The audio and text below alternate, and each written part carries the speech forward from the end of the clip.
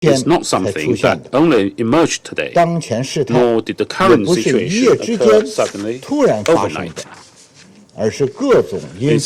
It is the result of the interplay of various factors over a long period of time. China advocates a common, comprehensive, cooperative, and sustainable security concept, believing, as it does, that the security of one country cannot come at the cost of undermining the security of other nations, and that much less can regional security be secured through group strengthening and, for that matter, group expansion, against the backdrop of 5 successive 在北约连续5轮东扩的情况下，俄罗斯在安全方面的正当诉求理应得到重视和妥善解决。乌克兰应该成为沟通东西方的桥梁，而不应成为大国对抗的前沿。我们强烈呼吁有关各方保持最大限度的克制，缓和紧张局势，避免平民伤亡。乌克兰危机的最终解决，还是要摒弃冷战思维，重视和尊重各国合理安全关系，通过谈判形成均衡、有效、可持续的欧洲安全机制。我们呼吁各方尽快回到外交谈判和政治解决的轨道上面，展现诚意、善意，做出政治决断，通过对话协商实现乌克兰问题的全面解决。我谢谢你，主席。Mr. President. Shelling residential areas with artillery pieces and multiple rocket launchers, raining bombs on the people of Donetsk and Lugansk. What was left out was the way that the Ukrainian authorities, with the encouragement of their Western patrons, consistently and cynically shirked their responsibility to implement the Minsk agreements, the linchpin of which was direct dialogue with the residents of the country's east. At the same time, what was positioned on the line of contact, the deployment of Ukrainian death squads comprised largely of radical neo-Nazi battalions, methodically, day after day, shelled the residential areas of DPR and LPR, killing women, children, and the elderly. And incidentally, this is ongoing today. Just today, 4 civilians died as a result of the actions of the Ukrainian armed forces.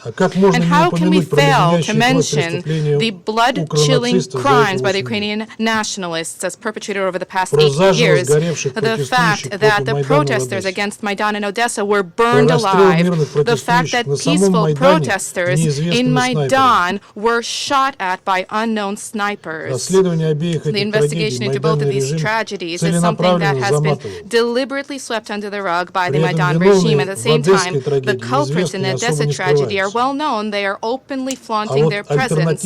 And yet an alternative investigation and the recognition by the snipers themselves unambiguously confirms that the slaughter on at Independence Square was a provocation by the leaders of Maidan. We specifically last year carried out an informal Security Council meeting, an ARIA formula meeting on both of these issues, with the aim of sharing with Security Council colleagues more information about this. And yet in response, at best, what we heard from Western partners were merely hackneyed cliches about so-called Russian propaganda.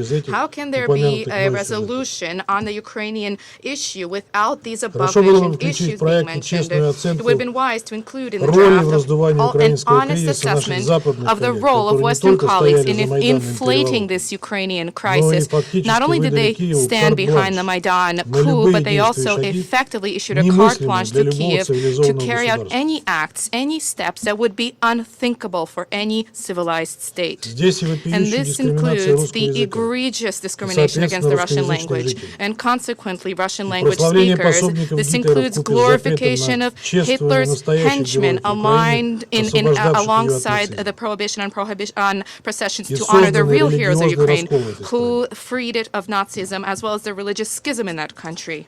As you spin tales about the triumph of democracy in Ukraine, the Maidan authorities and nationalists have been, with impunity, murdering their political opponents. They have been persecuting the opposition. They have been shuttering opposition television channels where it was possible to at least have some small dose of relatively objective information. Six of those television channels were shuttered under President Zelensky alone.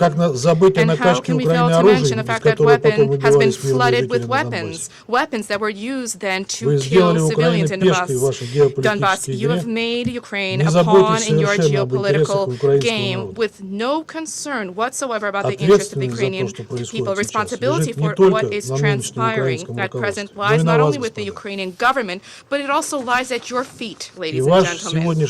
And today's draft resolution, your draft resolution, is nothing other than yet another brutal, inhumane move in this Ukrainian chessboard. Colleagues, today, all Western media outlets have been inundated with reports about how civilian populations in Kyiv and a host of other Ukrainian cities have been seeking shelter in bomb shelters, and they are fighting for their lives and fleeing artillery fire. We are genuinely empathize with our neighbors, and we urge them not to yield to provocation.